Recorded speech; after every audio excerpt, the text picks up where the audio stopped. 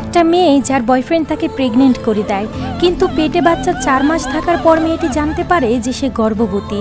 কারণ তার পিরিয়ড অনিয়মিত থাকায় সে ভেবেছিল এর জন্য হয়তো পিরিয়ড হচ্ছে না। এরপর তখন থেকে সেই বাচ্চাটা অ্যাবর্শন করার যে দীর্ঘ একটি যাত্রার উত্থান পতন, সেটাই জানাবো আজকের এই গল্পে। এই গল্পে 4টা মেয়ের 4টা জীবনের ঘটনা তুলে ধরা হয়েছে। মুভিটা প্রত্যেকটা মেয়ের জন্য অনেক বেশি শিক্ষণীয় হবে। আর মুভির শেষে আমি কিছু গুরুত্বপূর্ণ কথা বলবো মেয়েদের জন্য, তাই প্লিজ শেষ পর্যন্ত সাথেই থাকবেন। তো আর কোনো কথা না বাড়িয়ে চলুন গল্পের কিছু অসাধারণ অংশ দেখিয়ে মুভিটি শুরু করি।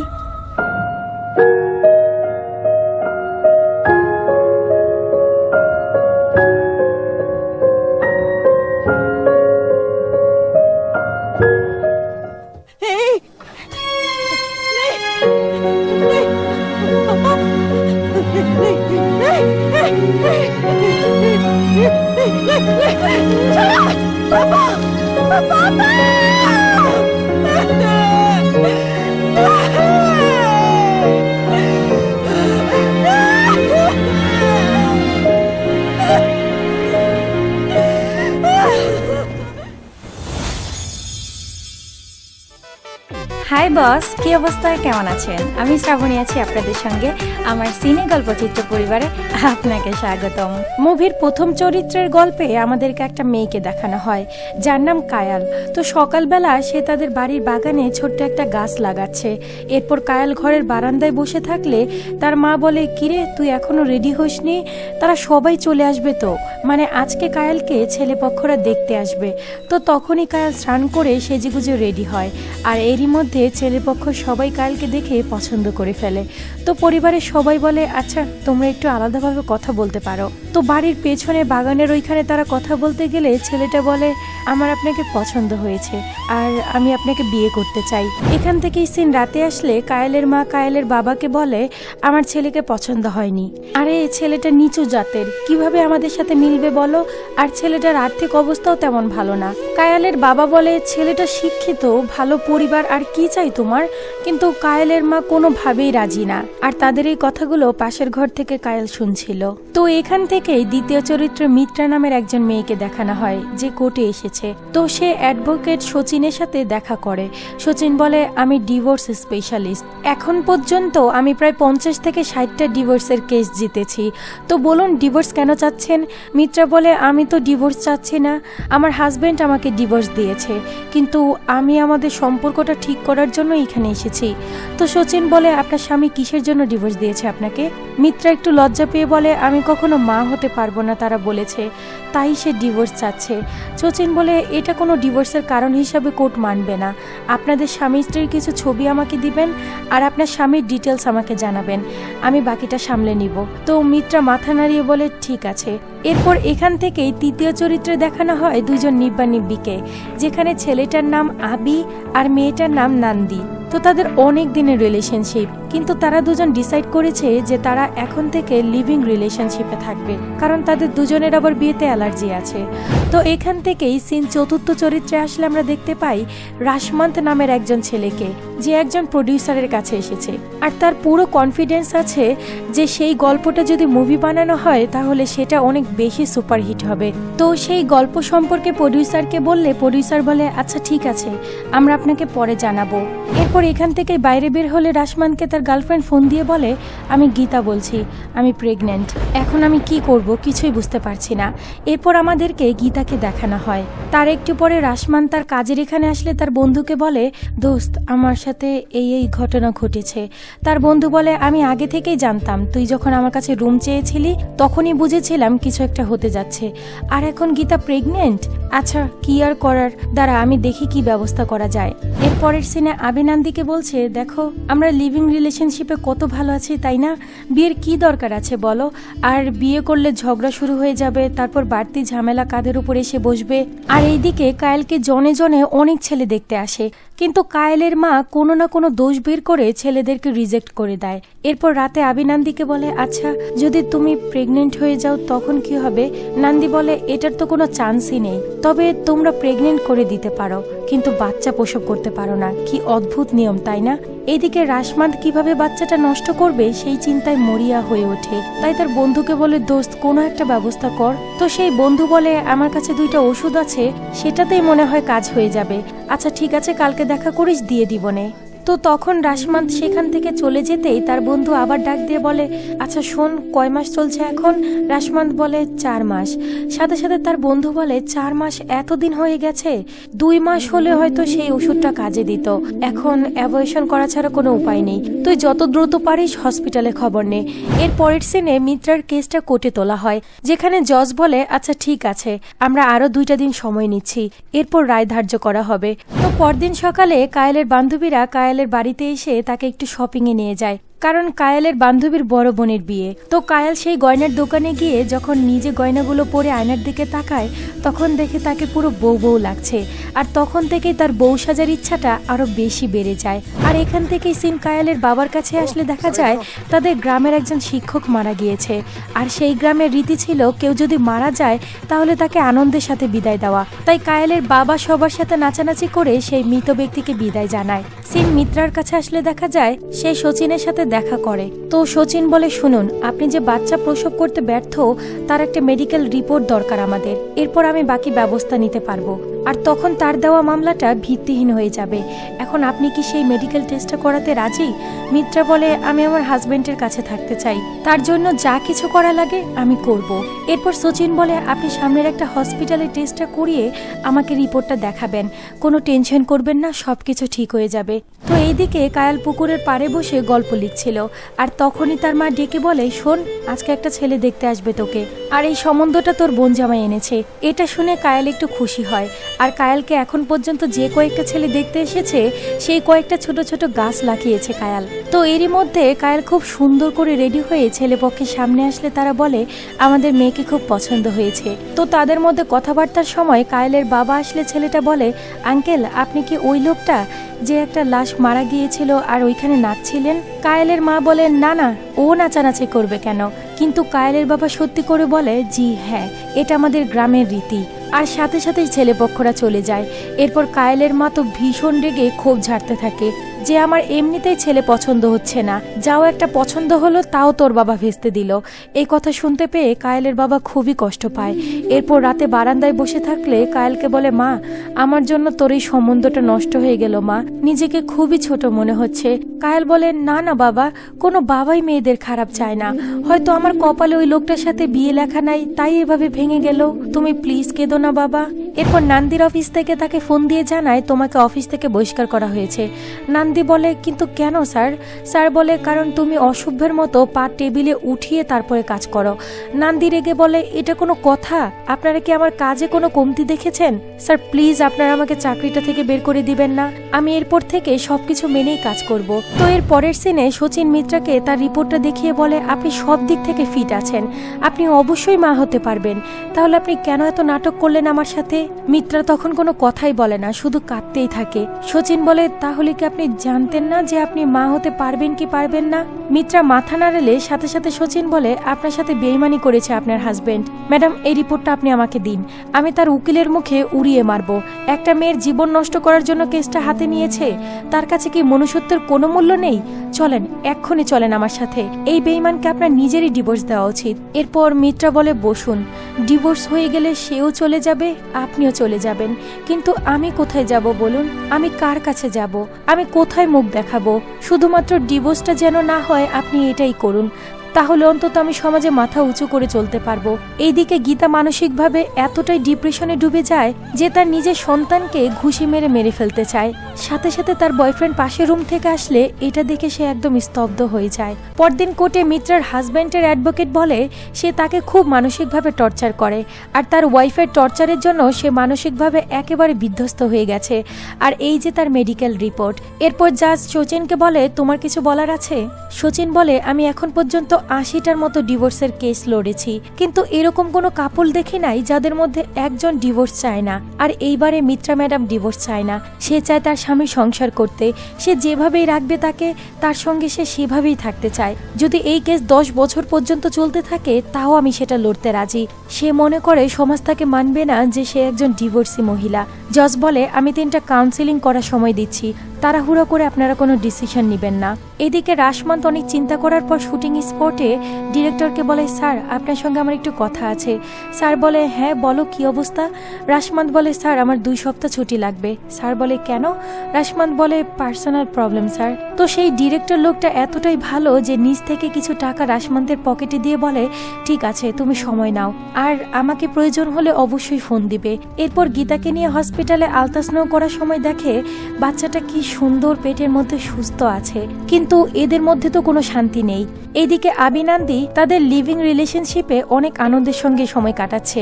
পরদিন সকালে কায়েলের জন্য নতুন আরেকটা সম্বন্ধ আসতে যাচ্ছে, যে ছেলে আবার আমেরিকা থেকে পড়াশোনা করে এসেছে, মস্ত বড় ধনী পরিবারের ছেলে।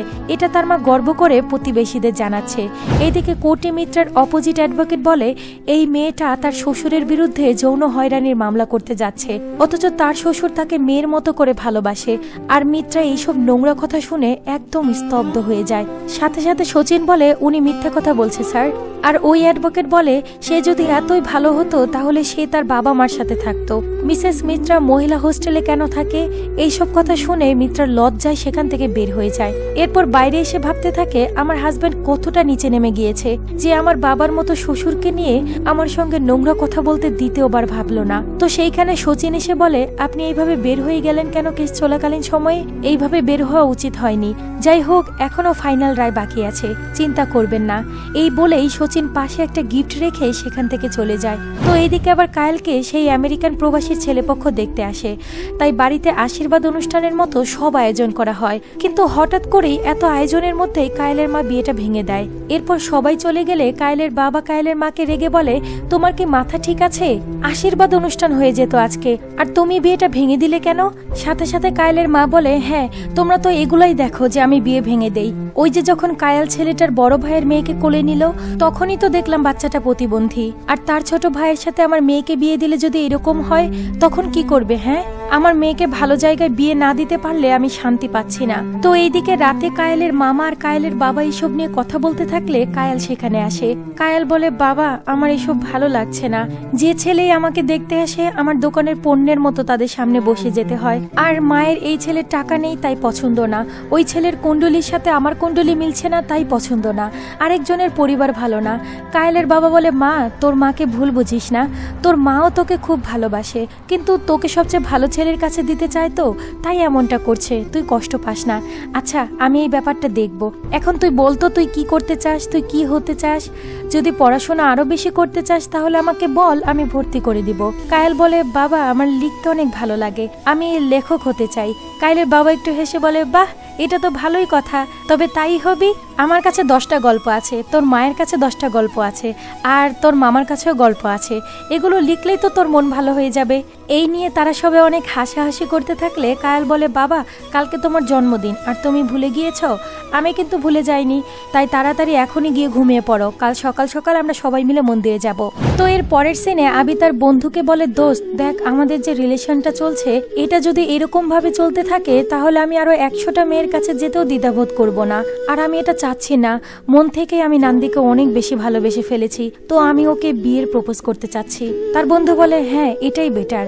আর এইদিকে নান্দি 2 নম্বরে করে পায়ে ব্যান্ডেজ লাগিয়ে অফিসে আসে, যাতে কেউ বাধা দিতে না পারে তার পা তুলে কাজ করার সময়। পরদিন সকালবেলা কায়েলের বাবা কায়েলের মার সামনে এসে বলে, কায়েলের মা আজকে আমার জন্মদিন। তো কায়েলের মা বলে, হ্যাঁ তো কি হয়েছে, যাও গিয়ে স্নান করো। কায়েলের বাবা ভেবেছিল আজকে অন্তত কায়েলের মা একটু মিষ্টি করে কথা বলবে, কিন্তু কায়েলের বাবা ভ্যামাচেকা খেয়ে ওয়াশরুমে চলে যায়। আর তখন কায়েল রান্নাঘরে ফ্রিজ থেকে কেকটা বের করতেই বলে, বাহ আজকে দেখি বাবার ফেভারিট খিচুড়িটা রান্না হচ্ছে। এরপর ঠাট্টা করে বলে, আজকে তো একটা স্পেশাল দিন, যাও যাও বাবার শরীরটা একটু সাবান দিয়ে ঘষে দিয়ে আসো। কায়েলের মতো দুষ্টামি আমিও আমার মার সাথে করি, মজাই লাগে। এরপর কায়াল রুমে এসে বেলুন ফোলাতে থাকে। আর এইদিকে মিত্রা কোর্টে একটা রেস্টুরেন্টে বসে ভাবতে থাকে যে সচিন তাকে কি গিফট দিয়েছিল। এরপর সে যেই গিফটটা খুলে দেখে এখানে ক্রিকেটার সচিনের ছবি, মানে অ্যাডভোকেট সচিন মিত্রাকে পছন্দ করতে শুরু করেছে। তাই প্রপোজে নিজের কথা বলতে পারছে না বলে সে ছবি দেখিয়ে তার নামটা বুঝিয়েছে। এরপর সচিন দৌড়ে এসে মিত্রাকে বলে তাড়াতাড়ি চলুন, আমাদের রায় শুরু হয়ে যাবে। আর এইদিকে ওয়াশরুমে চিল মোড়ে নান্দি সুখের দোয়া টানতে টানতে আবির সাথে কথা বলছে। এরপর দেখা যায় রাশমান্ত গীতাকে নিয়ে ডাক্তারের কাছে এসেছে। তো ডাক্তার বলে তুমি শুরুর অবস্থায় বুঝতে পারোনি, এখন তো ওষুধে কাজ করবে না, আর তুমি এখন বাচ্চা চাচ্ছ না, মানে এটা তো একটা মার্ডার। এর পরের সিনে নান্দি আবির কথা মতো একটা নাইট পার্টির অনুষ্ঠানে এসেছে। তো সেখানেই নাচানাচির এক পর্যায়ে আবি নান্দিকে বিয়ের প্রপোজ করে। আর কোর্টে মিত্রার রায় শুরু হলে মিত্রা বলে স্যার, শুনেছি বিয়ে হয়ে গেলে মেয়েদের জীবনটা সেখান থেকে নতুন করে শুরু হয়, আর আমার মতো কতই না স্বপ্ন নিয়ে একটা মেয়ে তার স্বামীর সংসার করতে আসে। এরপর সেই সংসারটা যদি খারাপ হয় তাহলে মেয়েটার জীবনটা পুরো নরকে পরিণত হয়। আমি এতদিন ভুল ভেবে এসেছি, যে মানুষটা আমাকে চায় না আমি শুধুই তাকে জোর করে আমার কাছে রাখতে চেয়েছি। অন্যায় আমি করিনি, আমি নিজের কাছে একেবারে সৎ। আর হ্যাঁ, আজকে আমি নিজে বলছি আমি নিজেই তাকে ডিভোর্স দিতে রাজি। আমি একটা মানসিক শান্তির জীবন চাই স্যার। এদিকে ডাক্তার গীতাকে বলতে থাকে তুমি ম্যারিড না? গীতা কোনো কথার জবাব দিতে পারে না। তো ডাক্তার বলে এটাই এখনকার জেনারেশন, প্রোটেকশন ইউজ করতে পারোনি, আর কেন শুরুর অবস্থায় তোমরা অ্যাবর্শন করনি? এরপর বলে আই এম সরি। তোমার ধারণা আছে এরকম কত শত কেস আমাদের কাছে আসে, একটা বাচ্চার জন্য কত হাহাকার, আর তোমরা একটা বাচ্চাকে মেরে ফেলতে চাচ্ছ? আমাদের হাতে আর কিছুই করার নেই, আর এক সপ্তাহের মধ্যে বাচ্চার মুভমেন্ট শুরু হয়ে যাবে। গীতা বলে ম্যাডাম আমি তো চাচ্ছি না, আমাদের পরিস্থিতিটা এরকম না।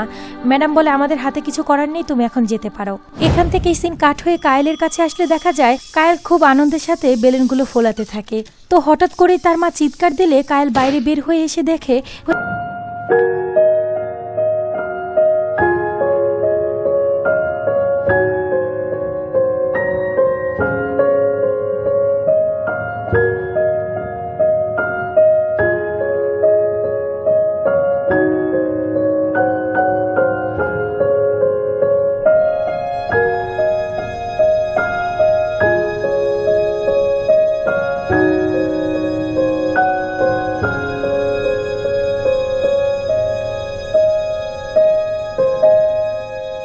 এদিকে মিত্রা আয়নাতে প্রথমবারের মতো নিজ হাতে তার সিঁদুর মুছে ফেলেছে।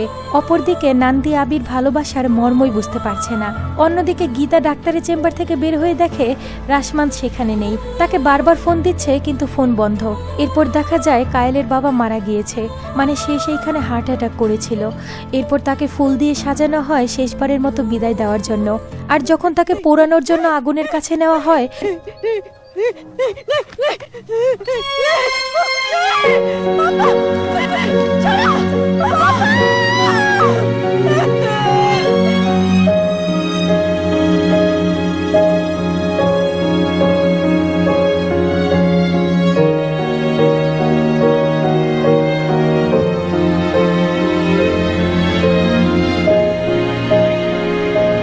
এরপর গীতা হসপিটাল থেকে বের হয়ে দেখে রাশমান্ত কোথাও যায়নি, বাইরে তার জন্য সে অপেক্ষা করছিল। এইদিকে মিত্রা সবকিছু ভোলার জন্য একটা চাকরিতে জয়েন করে। এরপর সচিনের সাথে দেখা হলে সচিন বলে আমি অনেক খুশি হয়েছি যে আপনি সবকিছু ভোলার চেষ্টা করছেন। তো মিত্রা বলে আপনার কাজ কেমন চলছে? সচিন বলে সব সময়ের মতো যেমনটা চলে, ভালোই যাচ্ছে। আগামী রবিবার আমার বাবার মৃত্যুবার্ষিকী, আপনি যদি আমাদের বাড়িতে আসতেন আমি অনেক খুশি হতাম, আর আপনার বিষয়ে আমি মাকে বলেছি। এইদিকে আবিনন্দীকে বলছে আচ্ছা বলো তো কি হয়েছে, তুমি কেন এরকম আমার প্রপোজালটা না করে দিলে? নান্দি বলে আরে আমি এসব বিয়ে টিয়ে চাই না, তোমাকে তো আগে থেকেই বলেছি যে আমি তোমার সাথেই থাকতে চাই সারা জীবন। আবি বলে আমি তো কোনো কিছুতে বাধা দেইনি তোমাকে। হ্যাঁ এটা সত্যি যে আমরা বিয়ে না করার সিদ্ধান্ত নিয়েছিলাম, কিন্তু আমি এখন তোমাকে বিয়ে করতে চাচ্ছি। নান্দি তো কোনোভাবেই রাজি হয় না। আর এইদিকে মিত্রা ওই দিন সচিনের বাড়িতে যাওয়ার জন্য সচিনের বাইকে উঠে জিজ্ঞেস করে আচ্ছা আপনার বাবা কতদিন আগে মারা গিয়েছে? সচিন বলে আমার বাবা মিলিটারি ক্যাম্পে চাকরি করত, আমি আর আমার বোন হওয়ার পরেই সে হঠাৎ করে হার্ট অ্যাটাকে মারা যায়। এখন 20 বছর হয়ে গেছে বাবা আমাদের মাঝে আর নেই। এরপর সচিন মিত্রাকে তাদের বাড়িতে নিয়ে গেলে সচিনের মা মিত্রাকে খুব ভালোবেসে গ্রহণ করে। এদিকে কায়েলের বড় মামা এসে বলে দিদি জামাইবাবু মৃত্যুর সময় আমি তো কাজে বাইরে ছিলাম, তাই দেখতে আসতে পারিনি। দেখ হার্ট অ্যাটাক তো আমাদের হাতে নেই, কিন্তু আমি এসবের মাঝেও তোকে একটা কথা বলতে চাচ্ছি যে তুই যদি চাস তাহলে আমার ছেলে সুভাষের সাথে বিয়ে দিতে পারিস। তুই তো জানিস ওর 2টা পোল্ট্রি ফার্ম আছে। কায়েল মাকে আমি আমার পুত্রবধূ হিসাবে মেনে নিয়েছি। এরপর শচীনের বাড়িতে শচীনের মা মিত্রাকে বলে, শোনো মা, জীবন এইভাবে চলে না, তোমার বয়স অনেক অল্প, তাড়াতাড়ি বিয়ে করে নাও, সমাজের কথা ভেবো না, জীবনে একা চলা অনেক কঠিন, কারোর সঙ্গে জীবনটাকে সুন্দর করে সাজিয়ে নাও। মিত্রা এই কথাগুলো শুনে খুবই খুশি হয়। এরপর শচীন মিত্রাকে পৌঁছে দেওয়ার সময় মিত্রা বলে, তোমার মা অনেক কষ্টে তোমাদেরকে বড় করেছে তাই না? স্বামী ছাড়া জীবন অনেক কষ্টের। এরপর শচীন বলে, হ্যাঁ, আর আমার জীবনে খুব বড় কিছু চাওয়ার নেই, আমি, মা আর আমার ছোট বোন মিলেই আমাদের ছোট্ট সংসার। এরপর দেখা যায় মিত্রা আর শচীন একসাথে বন্ধুত্বপূর্ণ সম্পর্কে অনেক ভালো সময় কাটায়, আর মিত্রাও শচীনকে অনেক ভালোবেসে ফেলে। এইদিকে নান্দিকে আবি অনেকবার বোঝায় যে শোনো, তোমার জন্য আমি একদম প্রমিসলি প্রত্যেক দিন চাউমিন বানাবো, এর জন্য হলেও তুমি আমাকে বিয়ে করো প্লিজ। নান্দি বলে, আরে এটা কোনো কারণ নাকি? এরপর বলে, আচ্ছা যদি আমাদের বাচ্চা হয় তার জন্য অ্যাটলিস্ট বিয়েটা করে ফেলো। নান্দি বলে, তুমি আমাকে বাচ্চা কেন দিবে? যেভাবে আমাদের সম্পর্ক চলছে এভাবেই ভালো। আবি আবার বলে, তাহলে সোসাইটির জন্য? নান্দির সাথে সাথে মুখ থেকে শরবত ফেলে দেয়, মানে সে সোসাইটির কথা পরোয়াই করে না। তো আবি এই বিষয় নিয়ে অনেক মন খারাপ করলে নান্দি তাকে অনেকবার বোঝায় যে আরে আমি তো তোমার সাথেই থাকবো, প্রমিস, তারপরে এসব বিয়েটে কমিটমেন্টের ভিতরে যেও না প্লিজ, তাহলে আমাদের মধ্যে এত সুন্দর সম্পর্ক আর থাকবে না, একটা আবদ্ধ চাপের মধ্যে থাকবো আমরা। এর পরের সিনে কায়েলের মা তার ভাইয়ের পোল্ট্রি ফার্মে কায়েলকে নিয়ে আসে। তখন তার ভাই বলে, আরে দিদি তুই এখানে আসলি কেন, বাড়িতে যাবি না আগে? শোন, কায়েল এখন থেকে আমার ছেলের বউ, আমি ওকে দেখে রাখবো। এরপর ছেলেকে ডাক দিয়ে বলে, যা তো এদেরকে একটু এগিয়ে দিয়ে আয়। কিন্তু কায়েলের মা বলে, ভাই তোর সঙ্গে একটু কথা আছে। আচ্ছা শোন কায়াল, তুই একটু বাইরে গিয়ে দাঁড়াতো। তো কায়াল বাইরে যেতেই তার মাসি তার ফোনে ফোন দেয়। মাসি বলে, আমি শুনলাম তুই নাকি সুভাষকে বিয়ে করতে যাচ্ছিস। কায়াল বলে, হ্যাঁ মাসি, কি করব বলো, মা একা হয়ে গিয়েছে। মাসি বলে, তুই এটা করিস না মা, তোর জীবনটা একেবারে বরবাদ হয়ে যাবে। এই ছেলে অনেক মেয়েকে নিয়ে ঘুরেছে, আর সুভাষের বিষয় তোদেরকে মিথ্যে কথা বলেছে, ও নেশাখোর, তোর জীবনটা শেষ হয়ে যাবে মা। তো এসব কথা বলতে বলতেই কায়েলের মা সেখানে চলে আসে। এরপর বলে, ফোনটা আমাকে দে। তো রাস্তা দিয়ে হাঁটতে হাঁটতে বলে, তোর মাসি ফোন দিয়েছিল তাই না? কায়েল বলে, হ্যাঁ। তো কায়েলের মা বলে, আমার এই বোনটা তোর মাথাটা নষ্ট করে দিচ্ছে, সারাটা জীবন আমি কষ্ট করে গেছি, আর এখন তোর বিয়েটা ভাঙার জন্য এরকম করছে। বড় ঘরে বিয়ে দিচ্ছি তো তাই আমার বোনের সহ্য হচ্ছে না, তোকে জন্ম দেওয়ার পরেও কেঁদেছি আর এখন পর্যন্ত কেঁদেই যাচ্ছি। সাথে সাথে কায়েল অনেক অবাক হয়ে বলে, আমাকে জন্ম দেওয়ার সময় তুমি কেঁদেছো মানে? বলো মা। তার মা আর কোনো কথা বলে না। কায়েল বলে, আমি মেয়ে হয়ে জন্মেছি বলে তোমার এত কষ্ট, তাহলে তখনই আমাকে গলা টিপে মেরে ফেললে না কেন? আমি বলেছিলাম তোমাকে আমাকে জন্ম দাও। এরপর এক বুক কষ্ট নিয়ে বাড়ির দিকে হাঁটতে থাকে। আর এইদিকে গীতা হসপিটালে আসে অ্যাবর্শন করার জন্য। তো তার পাশের একটা মহিলা বলে, আপনার নাম্বারটা কত? গীতা বলে 39। ওই মহিলাটা বলে, আমার 37। জানেন আমার হাজবেন্ড আমাকে এত যত্ন নেয় কি বলবো, দীর্ঘ 12 বছর পর আমি মা হতে যাচ্ছি। আমার ভেতর যে কি আনন্দের অনুভূতি হচ্ছে আপনাকে বলে বোঝাতে পারবো না, কত বছরের অপেক্ষা আমার। এটা শুনে গীতা যেন স্তব্ধ হয়ে যায়। তো এইদিকে আবার কায়েলের মাকে তার ভাই ফোন দিয়ে বলে, তোর কি মাথা খারাপ হয়ে গেছে? আমি সবাইকে সবকিছু জানিয়ে দিয়েছি, এখন তুই বলিস বিয়ে হবে না?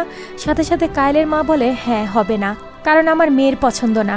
মানে কায়েলের মা এখন থেকে তার মেয়ের সিদ্ধান্ত নিয়েই বিয়ে দিবে। পরবর্তী সিনে ডাক্তার রাশমানকে বলে, আর কিছুদিনের মধ্যে বাচ্চার মুভমেন্ট শুরু হয়ে যাবে, অ্যাবর্শন সম্ভব না। তো সাথে সাথে রাশমান বলে, ম্যাডাম কিছু একটা দেখুন না, করা যায় কিনা। ম্যাডাম বলে, এটা কোনোভাবেই সম্ভব না, এটা ইললিগাল, আর আমরা যদি এই কাজটা করি তাহলে সবাইকে জেলে যেতে হবে। রাশমান বলে, ম্যাডাম আমি অনেক বড় সমস্যার মধ্যে আছি, আমরা এখন বেবি চাচ্ছি না ম্যাডাম। তো ম্যাডাম বলে, যাও এখান থেকে বের হয়ে যাও। তো রাশমান তখনও ম্যাডামকে অনেক বোঝাতে চাইলে দারোয়ান তাকে ঘাড় ধাক্কা দিয়ে সেখান থেকে বের করে দেয়। এইদিকে কায়েল ফোনে খবর পায় যে তার ঠাকুমা অনেক অসুস্থ। তো সাথে সাথে কায়েল আর তার মা সেখানে পৌঁছে যায়। এরপর কায়েলের মামি কায়েলের মাকে অনেক কথা শোনাতে থাকে যে তোর মেয়েকে কি আমরা খারাপ রাখতাম, এই সেই অনেক কথা বলতে থাকে। এরপর কায়েল তার ঠাকুমার সাথে দেখা করলে তার ঠাকুমা বলে, বোন রে, ভেবেছিলাম তোদের বিয়েটা দেখে যাব, ওরা আমাকে ভালোবাসে না রে বোন, আমি কবে মরে যাব এই আশাতেই ওরা আছে, ওরা আমাকে ঠিক মতো খেতেও দেয় না বোন। তুই সুভাষকে বিয়ে করে এই ঘরের বউ হয়ে আসলে হয়তো আমি 2 বেলা ভালো মতো খেয়ে মরতে পারবো। এদিকে নান্দির ছোটবেলার এক বন্ধু তার সঙ্গে দেখা করতে আসে। কিন্তু আবির বাড়িতে তারা খুব ক্লোজ ভাবে সময় কাটাচ্ছে, এটাতে আবি অনেক বেশি কষ্ট পায়। তো এইদিকে আবার রাশমান তার একটা সুন্দর গল্প নিয়ে একজন প্রডিউসারের কাছে যায়। তো সেই গল্পটা তাকে বোঝাতে গেলে তার মুখে বারবার হসপিটালের কথা চলে আসে, মানে সে গীতার চিন্তায় ঠিকমতো কোনো কাজই করতে পারছে না। এরপর সে ওইখান থেকে বের হয়ে বাইরে বসে থাকলে শুটিং এর একজন মেকআপম্যান দিদির সাথে দেখা হয়। তো সেই দিদি বলে, কিরে কি হয়েছে, তোকে অনেকদিন দেখছি কাজে আসছিস না। রাশমান এতটা ভেঙে পড়েছে যে দিদিকে সবকিছু খুলে বলে। তো দিদি বলে, আমার কাছে একটা ডাক্তার আছে, সে অ্যাবর্শন করতে পারবে। রাশমান বলে, দিদি কোনো কিছু হবে না তো ওর? দিদিটা বলে, না না তুই এত চিন্তা করিস না, জাস্ট 50,000 টাকা জোগাড় করে রাখিস, কাজ হয়ে যাবে। তো রাশমান দিদিকে ধন্যবাদ জানালে দিদি তাকে বলে, কোনো চিন্তা করিস না, সব ঠিক হয়ে যাবে। এইদিকে মিত্রা কম্পিউটারে কাজ করতে করতে দেখে তার এক্স হাজবেন্ড নতুন একটা বিয়ে করেছে। এরপর সচিনের সাথে দেখা হলে সচিন অনেক কিছু বলতে থাকে, কিন্তু মিত্রা কিছুই বলে না। এর একটু পরে হঠাৎ করেই বলে, তুমি কি আমাকে বিয়ে করবে? তো সচিন বলে, তোমার না একটা পরীক্ষা আছে, তোমার ওই পরীক্ষাটা শেষ হয়ে যাক, তারপরেই না হয় আমরা বিয়েটা করব। তো আমরা বুঝতে পারি তাদের দুজনের মতামত এক হয়ে গিয়েছে। আর এইদিকে কায়েলের ঠাম্মার জন্য কায়েল সেই বিয়েতে রাজি হয়। এরপর ভালোই ভালোই তাদের আশীর্বাদ অনুষ্ঠানটা হয়ে যায় আর বিয়ের ডেটও ফিক্সড হয়ে যায়। অন্যদিকে আবি নান্দিকে বলছে, আমি আর তোমার সাথে থাকতে পারবো না। নান্দি বলে, কিন্তু কেন? আবি বলে, তুমি সেদিন তার সাথে ঘুমিয়েছো আর আমি বাইরে ছিলাম, তুমি বুঝতে পারছো তুমি কি করেছো? নান্দি বলে, এই কথা সাবধানে বলবে, ও শুধুমাত্র আমার বন্ধু। মানে সেই দিন রাতে তারা ড্রিঙ্কস করে একসাথে ছিল, যেখানে নান্দির কোনো হুঁশই ছিল না। আর আবি মন খারাপ করে তাদেরকে আর ডিস্টার্বও করেনি। আবি বলে, আমার সম্পর্কে তোমাকে আমি সব কিছু বলেছি, আমি কে, কি আমার দুঃখ, কোথা থেকে এসেছি আমি, কিন্তু তুমি কে? তুমি আমাকে কিছু বলেছো? কারো সঙ্গে কখনো পরিচয় করিয়ে দিয়েছো? এই যে এটা ডিপ্রেশনের পিল তুমি প্রতিনিয়ত নিচ্ছ, কই আমাকে তো জানাওনি। কিসের তোমার ডিপ্রেশন? আর এই ডায়েরিটা কি? তোমার ডিভোর্সের ডায়েরি এটা। তোমার আগেও বিয়ে হয়েছিল, সেটা তুমি আমাকে জানাওনি কেন?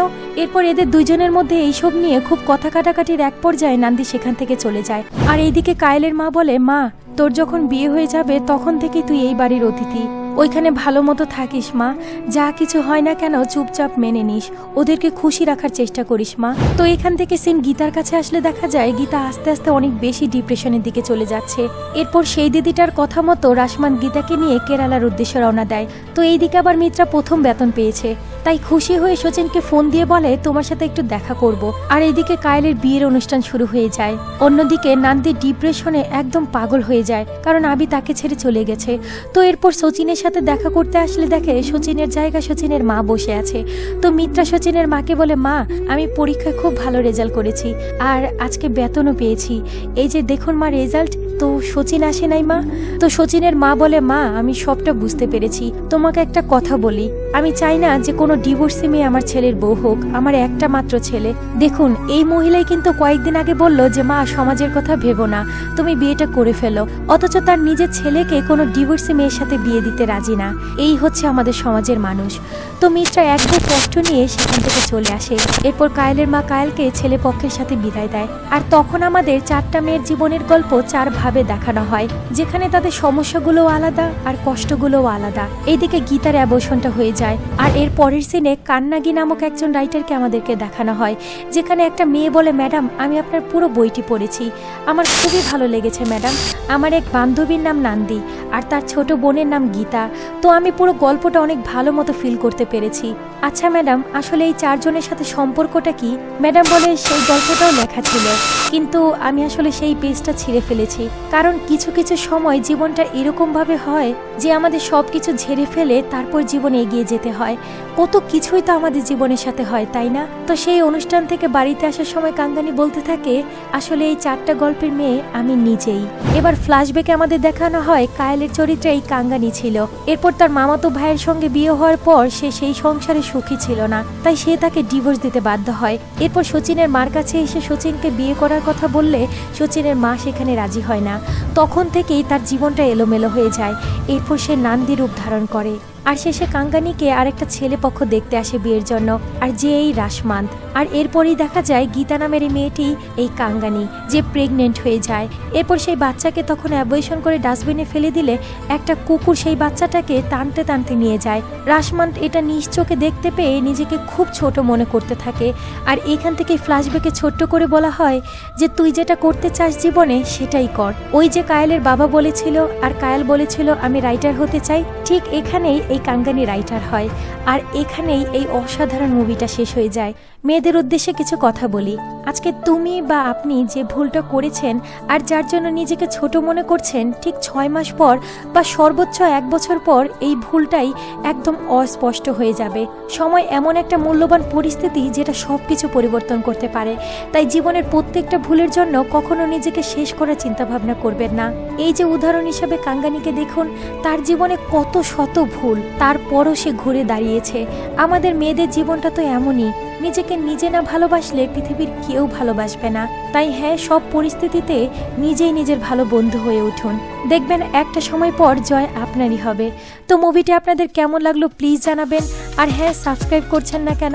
সাবস্ক্রাইব অনেক কমে গিয়েছে, প্লিজ সাবস্ক্রাইব করুন। আর কথা হবে পরের কোনো ভিডিওতে। সেই পর্যন্ত ভালো থাকবেন, সুস্থ থাকবেন, টাটা।